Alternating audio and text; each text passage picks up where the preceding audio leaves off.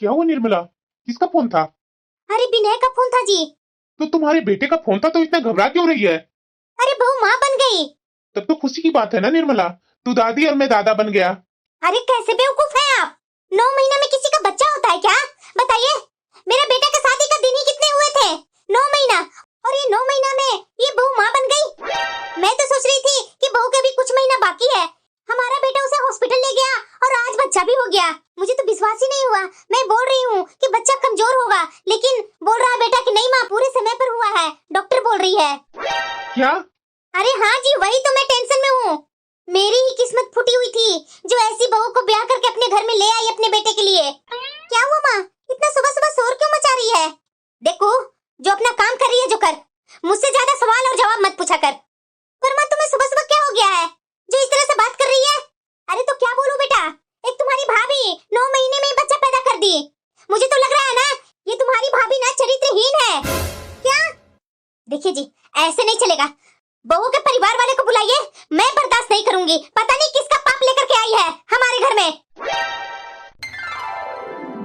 मैं नोटिस कर रही हूँ कि जब से मैं हॉस्पिटल से आई हूँ तब से मैं देख रही हूँ घर वालों ने अजीब सा चेहरा बनाए हुए हैं। घर में बच्चा होता है तो सब कितने खुश होते हैं। मैं अपने मायके में भी देखी थी, लेकिन यहाँ ऐसा क्यों हो रहा है? जब मैं प्रेग्नेंट थी तो माँ जी खुश थे, पापा जी खुश थे, ये भी खुश थे। पर ऐसा क्या हो गया कि बच्चा होते के साथ सबका मुंह बन गया? और इतना टाइम हो गया, अभी तक कोई नाश्ता बनाकर नहीं दिए है, तो मैं दवा कैसे लूं? दीदी, माँ जी। क्या हुआ? किस बात के लिए सुबह सुबह चिल्ला रही है? माँ जी, अगर नाश्ता दे देते तो मैं नाश्ता करके दवा खा लेती। भूख लगी हुई है माँ जी। मेरे से नाश्ता क्यों मांग रही है? जिसका पाप लेकर के घर में आई है उससे मांगो ना नाश्ता और खाना। ये कैसी बातें कर रहे हैं माँ जी आप? मैं कैसी बातें कर रही हूँ ये तो तुम्हें ही पता होगा। सूरज जी, सुन रहे हैं ना, ये माँ जी कैसी बातें कर रहे हैं? मैं कैसी बातें कर रही हूँ? मुझे जरा सा भी बर्दाश्त नहीं हो रहा इस लड़के को देख करके। मेरे बेटे से क्या बोलेगी? मेरा बेटा तुम्हारी आदतें नहीं जानता है क्या? वो तो मैं हूँ कि तुझे इतना समय तक बर्दाश्त की, लेकिन अब बर्दाश्त नहीं होगा। तुम्हारे ससुर आज के आज तुम्हारे पापा को यहाँ बुलाए फैसला करने के लिए। अब मैं तुम्हें यहाँ नहीं रख सकती, चरित्रहीन। माँ जी, आप होश में तो है ना? आप बोल क्या रहे हैं? अरे मैं क्या गलत बोल रही हूँ? तुम शादी से पहले से ही गर्भवती थी। माँ जी, क्या बोल रही है माँ जी? माँ जी, इस तरह से शादी होती ही ठीक 9 महीने बाद बच्चा कैसे हो सकता है? माँ जी, कैसे नहीं हो सकता? आप एक औरत है ना, एक औरत होकर के दूसरी औरत को पीड़ा नहीं समझ सकते। अरे मैं तुझसे बात ही नहीं करूंगी, बात करूंगी तुम्हारे बाप से।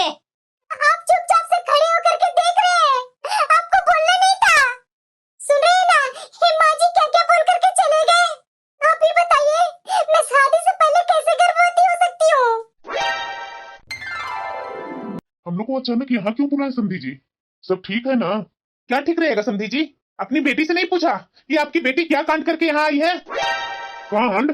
क्या कांड करके आई है मेरी बेटी? अरे समधी जी, आप तो चुप ही रहिए। समधन जी, क्या आप बता सकते हैं, इनकी शादी के अभी 9 महीना हुआ ही है और 9 महीना में बच्चा भी पैदा हो गया।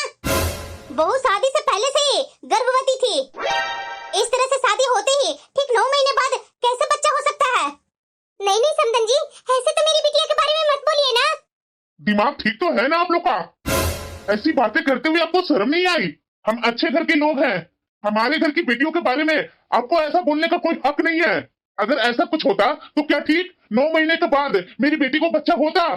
क्या हुआ इतनी बेवकूफ है कि उसने शादी के ठीक पहले ऐसा कोई कांड किया होता? छी, कैसे मेरे ससुराल वाले हैं। अरे समधी जी, आप क्या जानेंगे, हर कोई अपने बारे में ऐसा ही कुछ बोलता है। बेटी क्या कर रही है नहीं कर रही है माँ बाप को थोड़ी ना पता रहता है। कांड हो जाता है तो माँ बाप सोचते हैं कि जल्दी जल्दी बेटी को शादी करके विदा कर दें, ये बदनामी से बच जाए। वही आपने किया, लाख आप बोल लीजिए, लेकिन हम लोग आपके बात पर विश्वास नहीं करेंगे। माँ जी, आप कैसी बातें कर रहे हैं मेरे माँ और पापा से? ऐसा कुछ बात नहीं है माँ जी, सब गलत है। मैं वैसी लड़की नहीं हूँ कि शादी से पहले मैं ये सब करूंगी। जी माँ जी, आप मेरी बेइज्जती क्यों करवा रहे हैं? अब मैं तो इस घर की बहू हूँ ना। बहू है तो क्या हुआ, सर पर नाचेगी? कांड करके आई है और मैं छिपा लूं? ऐसा कभी हो ही नहीं सकता है। बस संतन जी, बहुत बोल लिया आपने। हाँ संतन जी, आपको कोई गलतफहमी हो गई है। आपको याद नहीं है कि हमारे जमाने में क्या होता था? शादी हो जाता था, गौना नहीं होता था। तो याद है ना, लड़का लड़की तो एक दूसरे से मिल ही लेते थे। और जब लड़की माँ बन जाती थी तो ससुराल वाले अपनाते नहीं थे। बहन जी, अब वो जमाना खत्म हो गया है। दोनों बच्चों को तो शादी गौना सब एक ही साथ हो गया था। तो क्या 9 महीने बाद बच्चा नहीं होता है क्या? संतन जी, मैं मान ही नहीं सकती हूँ कि शादी के 9 महीने बाद ये बच्चा हो जाएगा। ये जरूर आपकी बेटी का किया हुआ कांड यहाँ दिख रहा है। उस बच्चे को तो मैं नहीं अपनाऊंगी। अच्छा, ये बच्चे को आप नहीं अपनाओगी? तो ठीक है, मैं कानूनी कार्रवाई करता हूँ। अभी मैं फोन करता हूँ वकील के पास। अरे ये तो पैसे वाला है, कुछ भी कर सकता है, हमारा परिवार पूरा फंस सकता है।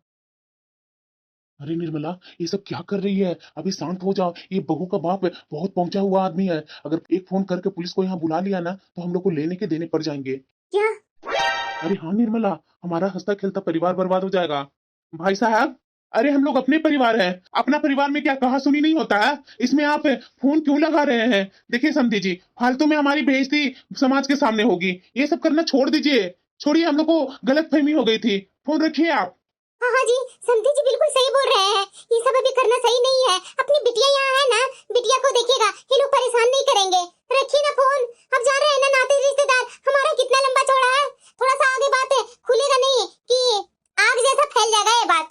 पापा, माँ बिल्कुल सही बोल रही है पापा। ठीक है बेटा, अगर तू बोल रही है ना तो मैं छोड़ रहा हूँ। अगर तुम्हारे साथ अगर कुछ भी ये लोग करते हैं ना तो डायरेक्ट मेरे पास फोन करना, समझी ना?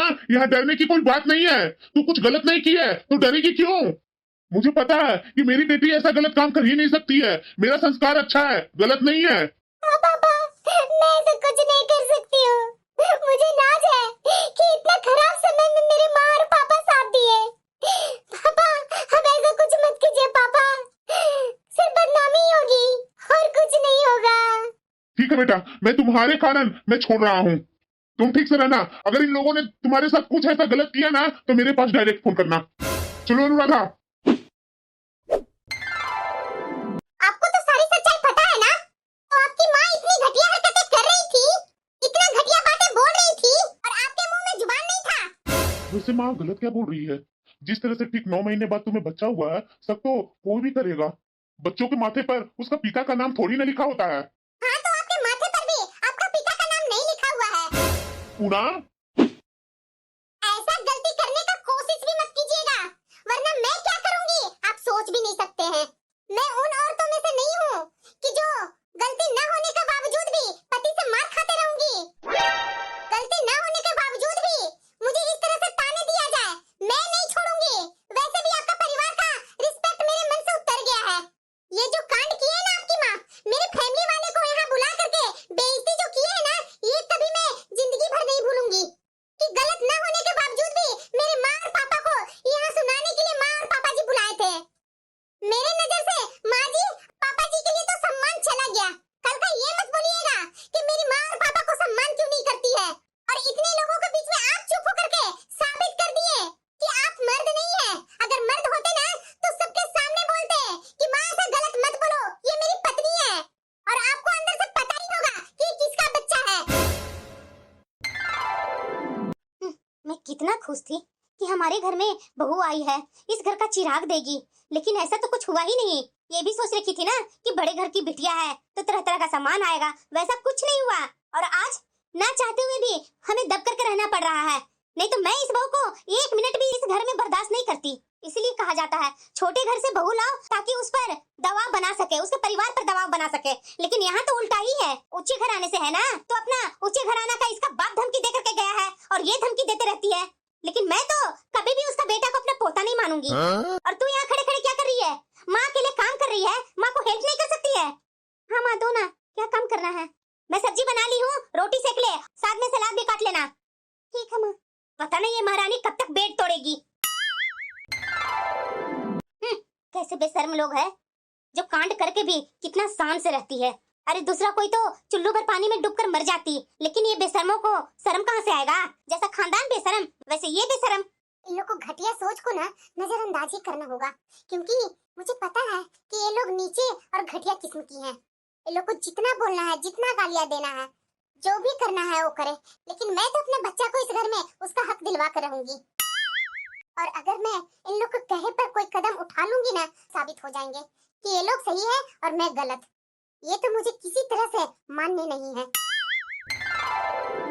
अरे अपने बच्चा का खाना में लगी रहेगी, हमारा खाना का कोई टाइम टेबल नहीं है क्या? बस माँ जी, वो मुन्नी के लिए थोड़ा हलवा बना रही हूँ, हलवा बनाकर उसे खिला लूंगी, उसके बाद आप लोग का भी खाना बना दूंगी। अरे किसके लिए इतना कर रही है, जो इस घर का खून ही नहीं है? ये सब नौटंकी करना बंद करो, हमारा खाना पहले बनाओ। मेरा बच्चा भूख बर्दाश्त नहीं कर सकता, आप लोग कर सकते हैं, लेकिन मेरा छोटा बच्चा नहीं कर सकता है। और आपको इतना ही खाने का शौक है ना, तो आप खुद बना लीजिए, रोका किसने है? लेकिन वो मेरा बच्चा है, इस घर का खून है, आप लोग माने या ना माने, मुझे उससे कोई फर्क नहीं पड़ता है। और ये जो आपकी नीच घटिया सोच है ना, अपने ही तक रखिए, मेरे ऊपर थोपने की कोशिश मत कीजिए, समझे ना? मेरे बच्चे से काम करने से फुर्सत मिलेगा, तभी मैं आप लोग को कर पाऊंगी। एक तो आप मेरे बच्चे को लेते नहीं है गोद में, और ऊपर से घर का सारा काम मैं ही करती हूँ, तो थोड़ा सा सब्र रखने के लिए सीख लीजिए। पता नहीं मुझे पागल कुत्ता काट लिया था जो ऐसी बहू को घर में लाई। मुझे लाना ही नहीं चाहिए था, ना मेरे घर का ये हाल हुआ रहता। एक बारिश भी दी, अपना पाप लेकर के आई है, मेरे खानदान का बारिश ही नहीं दी, बेशरम कहीं की। जो बोलना है वो बोल लीजिए, मुझे कोई फर्क नहीं पड़ता है। मैंने जब कुछ गलत ही नहीं किया है, मुझे क्यों इन बातों से फर्क पड़ेगा? जब मैं गलत की रहती ना, तो फर्क पड़ता, समझे ना? जितना आप तरह तरह के गालियां, तरह तरह के ताने दे लीजिए, लेकिन मुझ पर कोई असर नहीं होने वाला है। इसी कारणवश मेरे ससुराल वालों के प्रति ना कोई इज्जत नहीं है। बस किसी हाल में इस रिश्ता को निभा रही हूँ, और वो भी अपने बच्चा के कारण। शायद बहू का बेटा रो रहा है। अरे रोने दीजिए ना जी, मुझे कोई फर्क नहीं पड़ता है, उसका तो शक्ल देख करके ही मुझे जलन और चिढ़ होती है। जाने किसका पाप लेकर के आई है और हमारे खानदान का नाम दे रही है। बात तो बिल्कुल सही बोल रही है निर्मला। एक तो हम लोग इतने अच्छे हैं इसलिए इससे झेल रहे हैं, नहीं तो दूसरा परिवार होता ना तो कब का इसका बच्चा दोनों को थक्के मारकर निकाल दिया होता। हम लोग थोड़े इसके परिवार वाले से थोड़ा कम है ना, इसलिए सब सहना पड़ रहा है। अगर हम लोग से थोड़ा छोटा परिवार कोई होता ना, उसको तो मैं कब का बता दिया होता। रोता है तो रोते रहे मेरी बला से। देख रही हूँ ना दूसरे के पाप को। एक तो पाल रही है, वो क्या कम कर रही है क्या? पालने दे रही हूँ इसीलिए पाल रही है। अरे क्या बोलूं निर्मला, उस लड़के को तो देख करके मेरा जी ही इतना दुखी होता है ना कि मैं क्या बोलूं। मेरे घर की पीढ़ी को ये औरत जब से आई है तब से बर्बाद कर दी। अरे वही ना जी, मुझे तो ये नहीं टाइम उस लड़का से जलन होता है।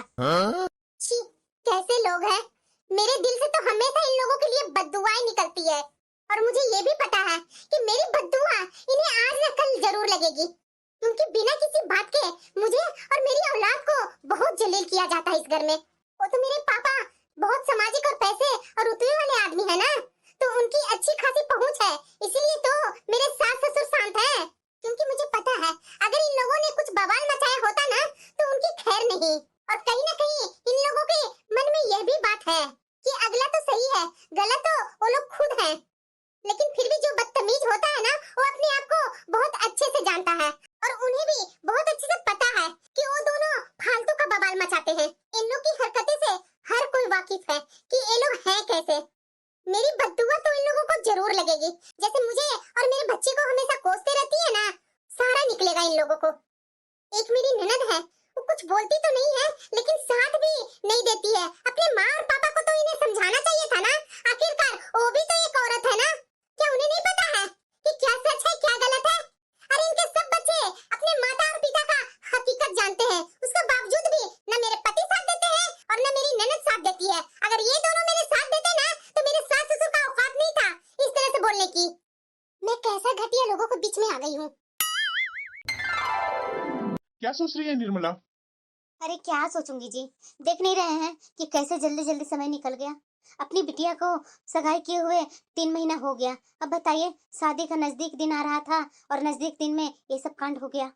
अरे तो क्या कर सकते हैं निर्मला, अब लड़का को इतना अच्छा ऑफर आया था तो चला गया विदेश।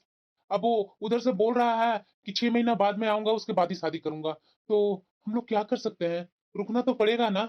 शादी का तो यही 1-2 दिन में डेट था ही शादी करने का। अरे वही ना जी, वही सोच सोच करके मैं परेशान हूँ। शादी हो जाती है ना तो टेंशन खत्म हो जाती है।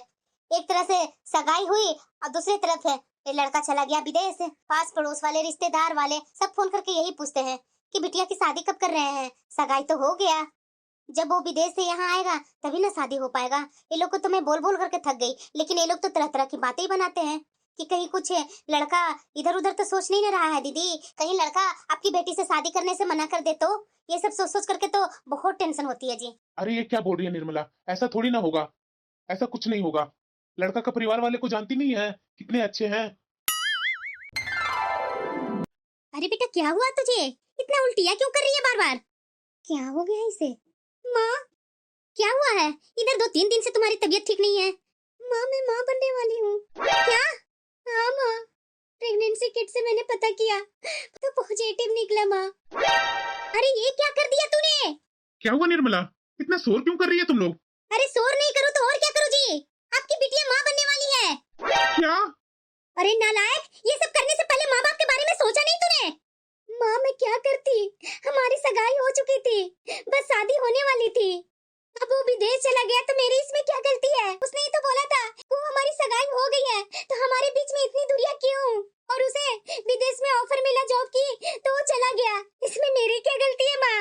मैं कभी नहीं सोची थी कि हमारी शादी में लेट हो जाएगा, और ना ही मुझे ये लगा था कि मैं इस तरह से गर्भवती हो जाऊंगी। इसमें मेरे अकेले की कोई गलती नहीं है माँ, गलती लड़की की ही होती है। तुम ये सब करने के लिए राजी ही क्यों हुई, जबकि अभी तुम्हारा शादी नहीं हुई थी? तुमने तो हमारी नाक कटवा कर रख दी। माँ प्लीज तुम चुप रहो ना, वैसे मैं टेंशन में हूँ। मैं अभी रुपेश से बात करके देखती हूँ। हेलो रुपेश। अरे हाँ को बोलो, कैसी हो तुम? मैं बिल्कुल अच्छी नहीं हूँ। क्यों, क्या हुआ तुझे? मैं माँ बनने वाली हूँ, तुम्हारे बच्चे का।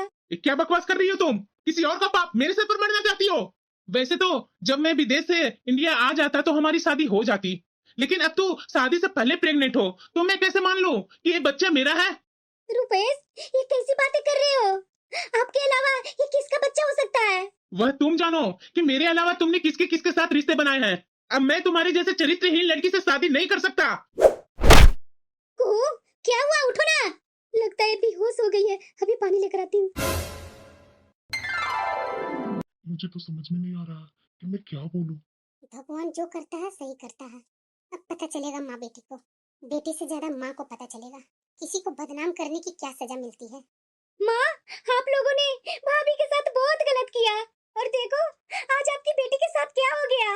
भाभी ने तो कुछ गलत नहीं किया था, फिर भी आप दोनों ने उन पर घटिया इल्जाम लगाए, और मैंने आप लोग के खिलाफ भाभी का इसमें कभी साथ नहीं दिया।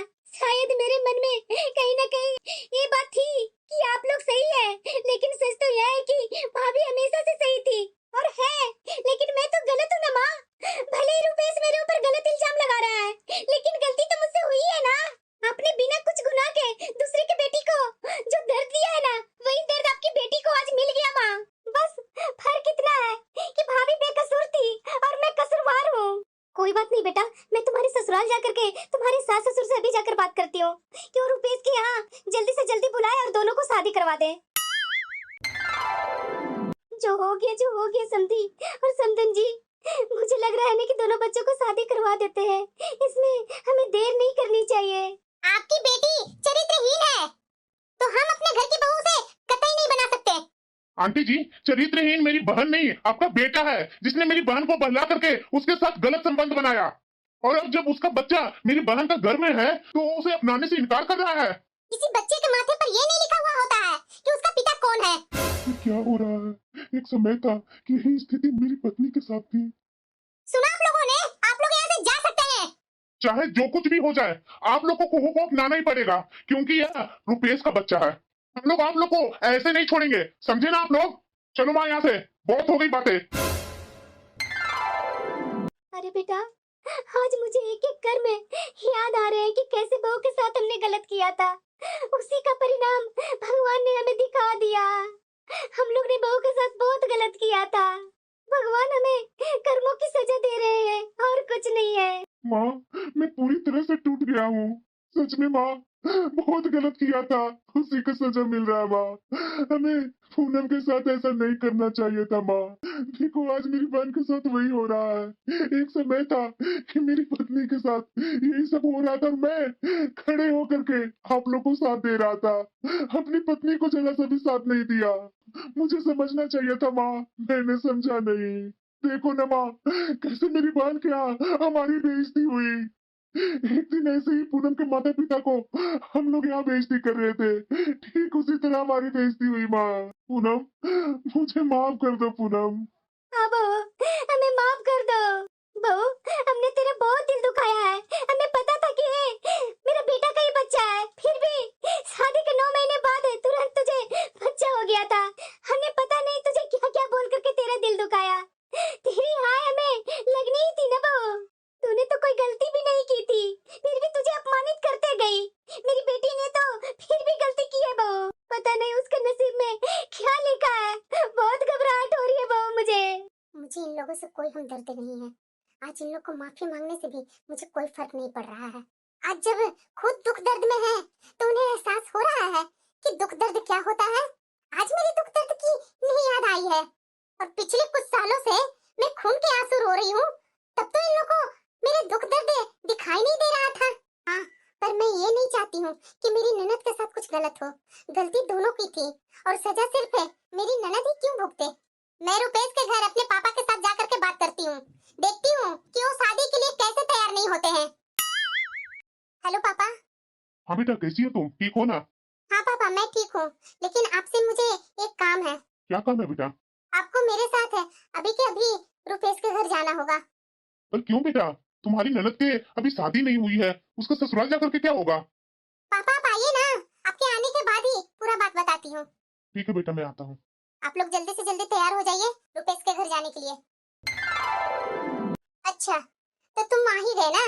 पहले तो बोल रहा था कि मुझे टिकट नहीं मिल रही है, अब कैसे टिकट हो गई?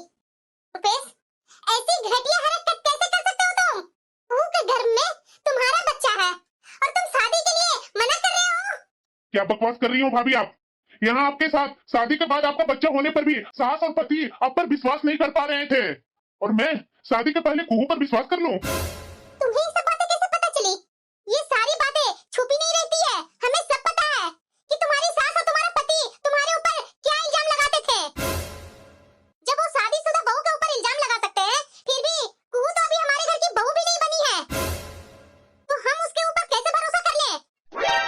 कोई बात नहीं, मेरी बेटी के साथ भी मैंने कुछ गलत नहीं होने दिया था, क्योंकि मेरी बेटी गंगा की तरह पवित्र थी। और कुहू के साथ भी कुछ गलत नहीं होने दूंगा, क्योंकि मैं मानता हूँ कुहू ने तो गलती की है, लेकिन उस गलती में रुपेश बराबर का भागीदार है, तो सजा के लिए कुहू क्यों भुगतेगी? अच्छा, तो आप कर क्या लेंगे? मैं कुछ नहीं करूंगा, बल्कि मेरी बेटी पूनम करेगी, क्योंकि कुहू उसकी ननद है। लेकिन हाँ, मैं अपनी बेटी की हर कदम में साथ जरूर दूंगा। एक मिनट इधर सुनो, मैं ज्यादा कुछ नहीं करूंगी। सबसे पहले तो एक पुलिस कंप्लेंट करवाऊंगी कि तुम दहेज के लिए तुम शादी तोड़ रहे हो, जिससे तुम्हारी वो जो विदेश में नौकरी मिली है ना, वो विदेश में नौकरी का जो वीजा पासपोर्ट लगा करके तुम जाते हो ना, वो सब रुक जाएगा। और फिर एक और कंप्लेंट करवाऊंगी कि तुमने कुहू के साथ जबरदस्ती की, और अब जब वो गर्भवती है तो उसे शादी करने से मना कर रहे हो। और तुम्हें तो पता ही है कि कुहू के घर में किसका बच्चा है, और वो बहुत आसानी से साबित हो जाएगा। ये तो तुम जानते हो ना, डीएनए टेस्ट। डीएनए टेस्ट का तो नाम जानते ही होंगे, सुना है ना। ज्यादा कुछ नहीं करना होगा मुझे, बस एक अच्छा वकील हायर करना पड़ेगा, जो कि मेरे पापा के लिए चुटकियों का काम है। और हाँ, जिस विदेश के नौकरी पर तुम इतना घमंड कर रहे हो ना, तुम्हारा विदेश जाने का रास्ता परमानेंट बंद हो जाएगा। उसके बाद हमारे समाज से तुम्हारे पूरे खानदान को बहिष्कृत करवाया जाएगा, और समाज के किसी भी समारोह, शादी, विवाह, उत्सव में तुम लोग के आने जाने पर पाबंदी लग जाएगी, और समाज के सारे लोग तुम लोग सारे से रिश्ता संबंध तोड़ चुके होंगे। और हाँ, इसके बाद तुम्हारा इस शहर में रहना मुश्किल कर दूंगा, क्योंकि अभी तक तुम मुझे अच्छे से जानते नहीं हो कि मैं क्या चीज हूँ। बस इससे ज्यादा मैं कुछ नहीं करूंगा। और रही बात है कुहू की, उसकी जिंदगी तो मैं बसा ही दूंगा, उसकी चिंता मत करो, लेकिन तुम्हारी जिंदगी कभी भी बसने नहीं दूंगा, इसका मैं गारंटी लेता हूँ। क्योंकि पूनम जैसे मेरी बेटी है ना, वैसे ही कुहू को भी मैं अपनी बेटी मानता हूँ। और मैं क्या कहूँ, एक बार अच्छे से पता कर लेना, और अच्छे से सोच समझ करके कुहू से शादी के बारे में फैसला करना, क्योंकि तुम्हारा भविष्य अब इसी फैसले पर निर्भर करता है। और मैं गारंटी लेता हूँ, अगर तुम्हारा फैसला कुहू के खिलाफ हुआ ना, तो उस दिन से तुम अपनी जिंदगी के बुरे दिन की शुरुआत देखोगे, वादा है मेरा। चलो बेटा यहाँ से। काश पापा, सबके पापा आपके जैसे होते। समधी साहब, आप चाय पियेंगे या कॉफी? नहीं नहीं समधन जी, काफी देर हो गई है, मैं अब घर चलता हूँ। मैं घर में किसी को बताया भी नहीं था, वो बिटिया मेरी फोन करती वैसी मैं आ गया। ठीक है, मैं किसी और दिन आकर के चाय और पानी पी लूंगा। समधी जी, आपका एहसान मैं जिंदगी भर तक नहीं भूलूंगी। अरे नहीं नहीं समधन जी, ऐसा मत बोलिए। और हाँ, आप लोग को चिंता करने की कोई बात नहीं है। देखिएगा, सामने से ही रुपेश की तरफ से खुद फोन आएगा। आप लोग बेफिक्र रहिए। और अगर नहीं भी आता है ना, तो भी सब कुछ मैं देख लूंगा। आप लोग चिंता मत कीजिए। सॉरी समधी जी, मैंने आपके साथ और आपकी बिटिया के साथ बहुत गलत व्यवहार किया था, उसके लिए माफी मांग रही हूँ। हाँ पापा जी, हमें माफ कर दीजिए। हम लोग अपने किए पर बहुत शर्मिंदा है। हमें माफ कर दीजिए पापा जी। आप लोग ने जो गलती किया है ना, उसके लिए तो मैं कभी आप लोग को माफ नहीं कर सकता। मैं चाहता ना तो अपनी बेटी को अपने दामाद से अलग करवा देता, लेकिन मेरी बेटी की आत्मसम्मान की जीत थी कि एक गलत इल्जाम की वजह से मैं उससे कभी अलग नहीं होंगी। वरना एक तरह से तो आप लोग की जीत ही होती ना। लेकिन हाँ, मैंने अपनी पूनम को इतना मजबूत बनाया था ना कि आप लोग के बीच में वो पूरे हक से रहती थी और अपने सम्मान की रक्षा करती थी। उम्मीद है कि कुहू भी अपने ससुराल में ऐसे ही रहेगी। जल्दी ही उसके ससुराल से आपके पास फोन आएगा। अरे बेटा, 2 दिन हो गया, अभी तक रुपेश के घर से कोई फोन नहीं आया है। हाँ माँ, हमें समझ में नहीं आ रहा है कि क्या करें। बेटा, एक बार समधी जी से बात करके देखना। ठीक है माँ। हेलो पापा जी, नमस्ते। हाँ हाँ, नमस्ते नमस्ते। पापा जी, अभी तक रुपेश के घर से फोन नहीं आया है। लोग बेफिक्र रहो ना। कुहू की शादी जिस दिन तय हुई है ना, उसी दिन होगी और रुपेश से ही होगी। ठीक है पापा जी। हेलो, मैं पुलिस स्टेशन से बोल रहा हूँ। क्या? तुम्हारे खिलाफ एक कंप्लेन आई है कि तुमने एक लड़की के साथ जबरदस्ती की है और अब दहेज के लिए शादी तोड़ रहे हो, और साथ ही वो लड़की गर्भवती भी है। क्या? हाँ, या तो तुम समझौता कर लो या तो आगे की कार्रवाई के लिए तैयार हो जाओ। अगर समझौता करना है तो आपस में बातचीत कर लो, वरना पुलिस तुम्हारे घर आधे घंटे में पहुंच रही है। हेलो बहन जी, हम लोग निश्चित दिन पर रुपेश और कुहू की शादी साधारण तरीके से शादी करवा देंगे। आप तो जान ही रहे हैं कि शादी के पहले क्या हो गया है, और जो नहीं जान रहे हैं, अगर शादी में उन लोगों को बुलाएंगे तो हमारी ही बेइज्जती होगी। तो किसी को ज्यादा बुलाने की जरूरत नहीं है। आपका क्या कहना है? जैसा आप बोले। ठीक है बहन जी, मैं फोन रखती हूँ, और आगे का तैयारी भी तो करना है ना। ठीक है बहन जी। निर्मला, किसका फोन था? रुपेश की माँ का फोन था। वो शादी के बारे में बता रही थी। शादी निश्चित समय पर ही होगा, जो पहले का डेट रखा हुआ है। निर्मला, ये तो बहुत अच्छा खबर सुनाई तूने। चलिए, जो हल्का फुल्का तैयारी करना है वो कर लेते हैं। हाँ ठीक है। याद रखना रुपेश कि कुहू किसकी ननद है। जब उसकी शादी तुमसे नहीं हुई थी ना, और वो हमारे घर में थी ना, तब हमने उनके लिए इतना कुछ कर लिया। अब तो वो तुम्हारे घर में है, उसका बाल भी बांका हुआ ना, तो तुम्हारा और तुम्हारी माँ का क्या हर्ष होगा, जो सपने में भी नहीं सोचा होगा। इसलिए अपनी जान से ज्यादा कुहू की जान का ख्याल रखना तुम लोग, और पूरे सम्मान से कुहू और कुहू के बच्चे को रखना। कोई भी गलती कुहू के साथ करने से पहले एक बार याद कर लेना कि उसकी भाभी पूनम है, और पूनम क्या चीज है अब तक तुम समझ ही गए होंगे। कुहू, रोते हुए बिल्कुल भी आप अच्छा नहीं लग रहे हैं। अरे आप तो मेरी ननद है ना, आप तो हंसते हुए ही अच्छी लगती है। भाभी, आप मुझे माफ कर दीजिए। मैं आज तक आपके लिए खड़ी नहीं हो पाई, लेकिन वक्त पड़ने पर आप मेरे लिए खड़ी हो गई। कुहू, मैं तो सिर्फ एक लड़की के लिए खड़ी हुई थी। लोग लड़कियों को क्या समझते हैं? कुदरत ने उन्हें माँ बनने का तोहफा दिया है, और वो उसके ऊपर कुछ भी इल्जाम लगा देंगे। ऐसे घटिया सोच वाले पुरुष को मैं तो अच्छे से हैंडल कर सकती हूँ। अरे दीदी, मैंने सुना है कि पूरे 9 महीने बाद कुहू माँ बन गई। हाँ हाँ, सही सुना है तूने। लेकिन दीदी, कुहू तो शादी से पहले ही गर्भवती थी ना, और 9 महीना से पहले ही उसका बच्चा भी हो गया। ये क्या, ये लोग सबको पता चल गया कि कुहू शादी से पहले ही गर्भवती थी और 9 महीना से पहले ही उसका बच्चा हो गया। एक समय था कि मैं अपनी बहू की बात हर जगह फैलाई थी। मेरी बहू 9 महीने में ही माँ बन गई। मैं उस पर कितने कीचड़ उछाली थी, और आज मेरी बेटी पर ही आ गई। मेरे न बोलने के बाद भी ये बात कैसे आग के जैसे फैल गई है। जो मेरे से मिलने आ रही है सब वही बोल रही है। सच में आज मुझे अच्छे से समझ में आ चुका है कि ईश्वर की लाठी क्या होती है। उसमें कोई आवाज नहीं होती है, और जब पड़ती है ना तो लगती बहुत जोर की है। दीदी, तो कब जा रहे हैं अपनी बिटिया के यहाँ? अपने नाती का सब सामान लेकर के? हाँ हाँ आंटी जी, जल्दी ही माँ जी जाएंगे। हम लोग सब पूरे परिवार के साथ जाएंगे। अच्छी बात है बहू, लेकिन एक बात बोलूं बहू? हाँ हाँ आंटी जी बोलिए। बहू हो तो तुम्हारे जैसी, जो अपनी ननद का घर बसा दी। क्यों दीदी, सही बोला ना मैंने? हाँ, तुमने बिल्कुल सही बोला। मेरी बहू ने ही अपनी ननद का घर बसाई है, नहीं तो हमारे हाथ में क्या था। मेरी बेटी की तो जिंदगी उजड़ ही जाती अगर बहू और बहू के पापा सामने नहीं आते तो।